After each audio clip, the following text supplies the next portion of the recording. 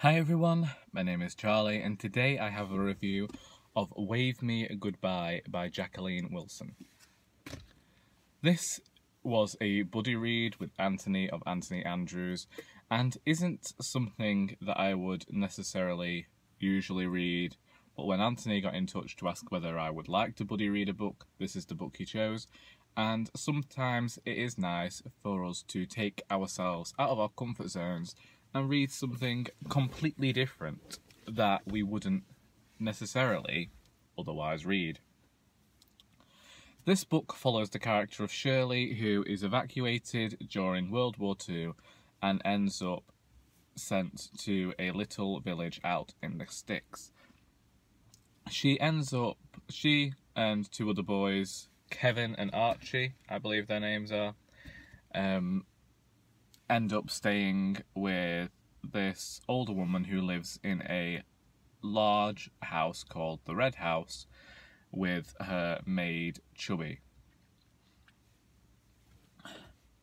Personally, I haven't read Jacqueline Wilson in about 15 years, and I think it would have been better to leave it that way.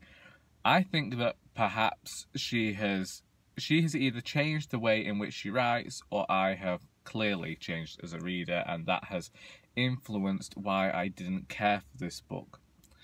When my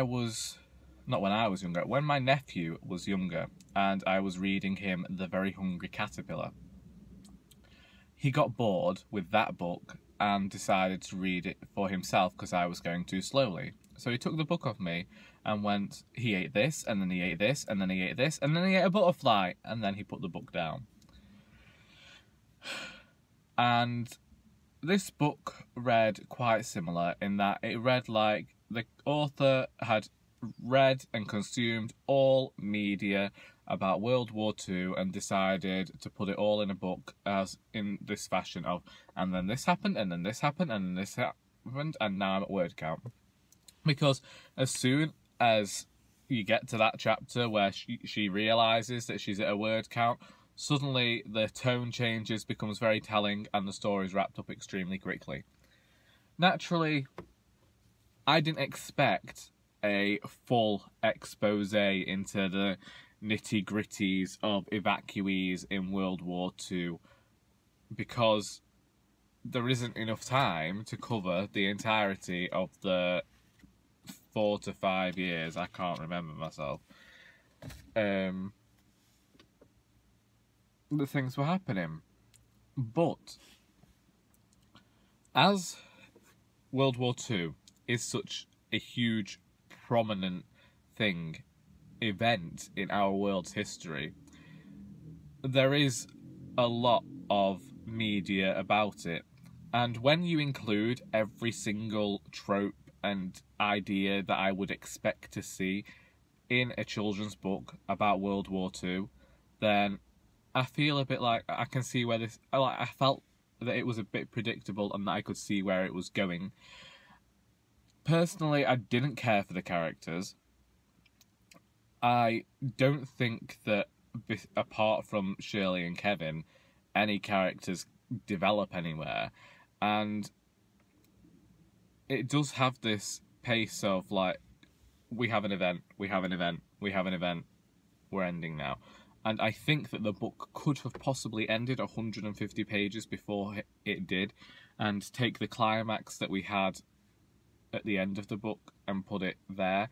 Because at about the 280 page mark, something happens to upset Shirley. Throughout the entire thing, she's been not wanting to be, she's wanted to go home, she hasn't wanted to stay with these people, and something happens and then she realises that she does want to stay with these people. And I think that had the climax happened sooner, before Shirley changed her mind, there's certain events that happened after that.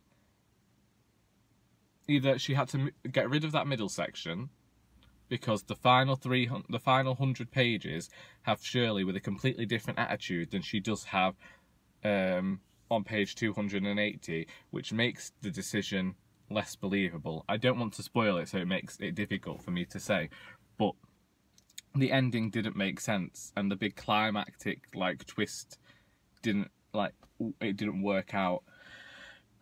And I got fed up of all of the wartime brand names. I mean, maybe this is more of an education through entertainment type book for children. And I can see a lot of grandmothers going out and buying this for their grandchildren, to like educate them about World War II. And I think Jacqueline Wilson is a go-to author for most parents because they know that she's been doing this for years. They know that she's something people like, so they'll just buy her. But as a writer, I've done a lot of open mics, and there are a few open mics where you get someone there who was a child during the war, who is telling you about what went on during their life, and they tell it in this very twee, nostalgic tone where, although there are all of these bombings and all of these hardships, everything was perfect and they wouldn't change a thing. And they do, it's one of these things of the past is like, has the rose-coloured lens, isn't it, really? And that's what I got from this book. It had this special tint of everything being sweet and cosy and twee. And sometimes I like that in an adult book, but when we're talking about World War II and these children are supposedly extremely fearful of being evacuated and living with people who aren't necessarily people that they've met before, they haven't met ladies of the manor, and especially like disgraced ladies, as it were, it just didn't fit. And I'm used to the books of Jacqueline Wilson's that I read when I was younger having a little more bite and having characters that were very forthright and knowledgeable and didn't question who they were.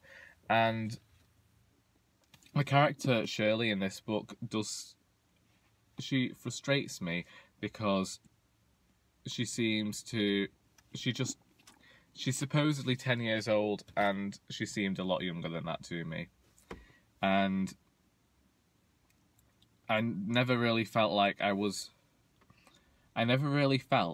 the characters had yet managed to fit into the story.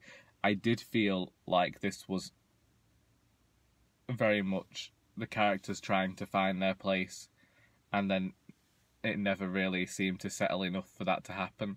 And maybe that was something the author was going for in relation to the book, but I do think that it was just written incredibly quickly to get a book out there. I think that if you were looking at this through an educational lens, then yes, this is a good book to teach your children about brand names during World War II, what books were out during World War II, the type of clothes that people were wearing in different settings from London to countries. You have the attitudes of parents, you have the beating of children in schools. You do have a lot of information crammed in here that personally I've seen in other media, but then maybe nowadays children don't get the same education about World War II as I did, or as many people have done for the last 70 years.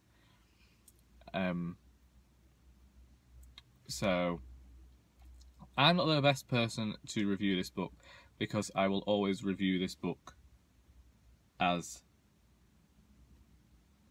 I review every other book, and I'm primarily used to reviewing adult books and adult fiction.